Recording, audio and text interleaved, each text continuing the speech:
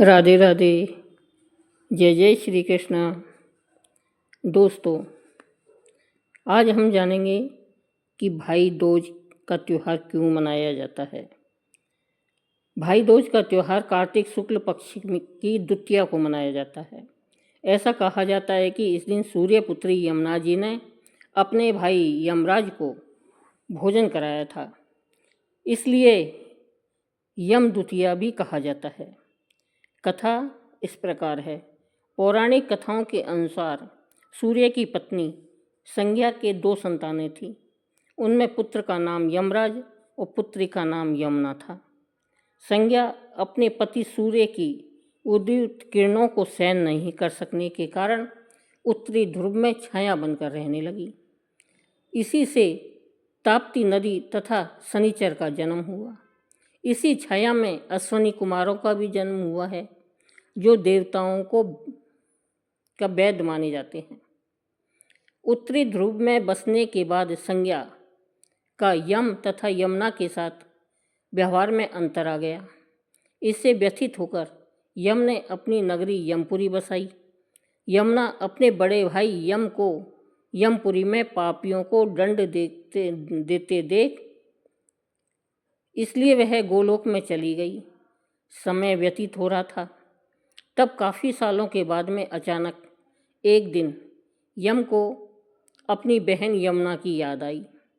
यम ने अपने दूतों को यमुना का पता लगाने के लिए भेजा, लेकिन वह कहीं नहीं मिली। फिर यम स्वयं गोलोक गए, जहाँ यमुना की भेंट उनसे हुई। इतने दिनों के बाद यमुना अपने भाई से मिलकर बहुत प्रसन्न हुई। इससे भाई यम ने प्रसन्न होकर बहन से वरदान मांगने के लिए कहा। तब यमुना ने वर मांगा कि हे भैया, मैं चाहती हूँ कि जो भी मेरे जल में स्नान करे वह यमपुरी नहीं जाए। यह सुनकर यम चिंतित हो उठे और मनी मन विचार करने लगे कि ऐसे वरदान से तो यमपुरी का अस्तित्व ही समाप्त हो जाएगा। भाई को चिंतित देख बहन बोली, भैया आप चिंता नहीं करें। मुझे यह वरदान दे कि जो लोग आज के दिन बहन के यहाँ भोजन करें तथा यमुना नगरी स्थित विश्राम घाट पर स्नान करें, वे यमपुरी नहीं आए। यमराज ने इसे स्वीकार कर वरदान दे दिया। बहन भाई मिलने के इस पर्व को अब भैया दूज के रूप में मनाया जाता है। अब भैया दूज और यम द्वितीया की दूसरी कहानी। भगवान सूरज नारायण की पत्नी का नाम छाया था। उसकी कोख से यमराज तथा यमुना का जन्म हुआ था। यमुना यमराज से बड़ा स्नेह करती थी। वह उससे बराबर निवेदन करती थी कि इष्ट मित्रों सहित उसके घर आकर भोजन करो। अपने कार्य में व्यस्त यमराज बात को टालता रहा। कार्तिक शुक्ला दूज का दिन आया।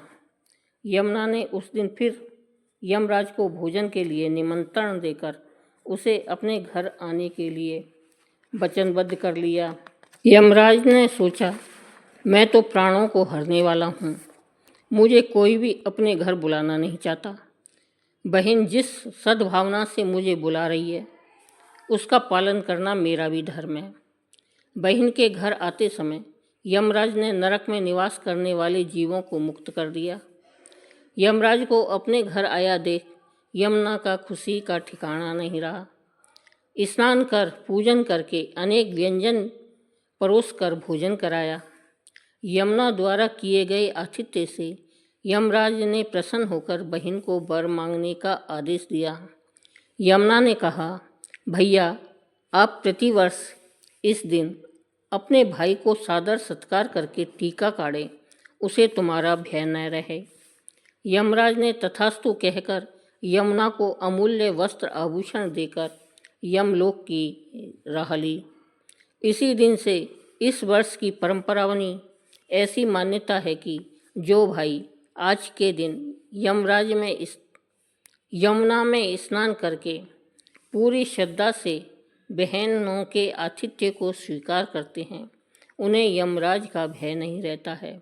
इसलिए भैया दूज को यमराज तथा यमुना का पूजन किया जाता है।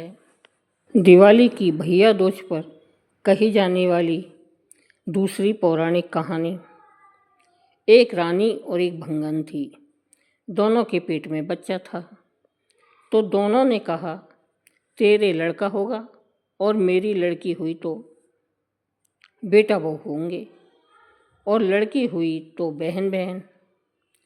कुछ दिन बाद रानी की लड़की हुई और भंगन को लड़का हुआ। दोनों स्कूल में पढ़ते थे। एक दिन भंगन का लड़का बोला कि राजकुमारी, तेरे बाप का कंधा नीचा और मेरे बाप का कंधा ऊंचा रहेगा। भंगन ने अपने लड़के को बता रखा था कि रानी की लड़की की शादी तेरे साथ होगी। अब तो रानी की लड़की सूखती जाए। रानी बोली, बेटी तू क्यों सूखती जा रही है? राजकुमारी बोली, माँ, एक भंगी का लड़का मुझसे कहता है कि तेरे बाप का कंधा नीचा और मेरे बाप का कंधा ऊंचा रहेगा। तो रानी बोली, बेटी, अब जब हम दोनों यानी रानी और भंगन गर्भवती थी तो हमने शर्त रखी थी, अगर हमारे लड़का और लड़की हुई तो दूल्हा और बहू होंगे, और लड़की लड़की हुई तो बहन बहन होंगी। लड़की बोली कि ऐसा कैसे हो सकता है, मैं रानी की लड़की और वह भंगन का लड़का। तब रानी ने बड़े बड़े पंडितों से पूछा कि अब क्या हो सकता है। पंडित बोला कि अगर धनतेरस से दौज तक यह उस लड़के को तिलक करके उठा लेगी तो बहन भाई हो जाएंगे, और बीच में उस लड़के ने हाथ पकड़ लिया तो दूल्हा और बहू बन जाएंगे। इसी प्रकार वह लड़की धनतेरस से दौज तक तिलक करे और जाने लगी। तो 4 दिन तक तो वह आई, और जब 5वें दिन भंगन के लड़के ने सोचा कि आज आखिरी दिन रह गया है, अगर वह आज भी तिलक करके गई तो भाई बहन हो जाएंगे, इसलिए वह अपनी उंगली चीर कर बैठ गया और रात भर दर्द के मारे सो नहीं पाया। सुबह ठंडी ठंडी हवा चली तो उसकी आंखें लग गई। रानी की लड़की आई और तिलक करके गोला मीठा देकर बोली, भैया उठ। उस दिन से वह भैया बहन हो गए, और जब से भैया बहन की भाई दूज मनने लग गई। दोस्तों, कहानी पसंद आई हो तो लाइक करें, चैनल को सब्सक्राइब करें।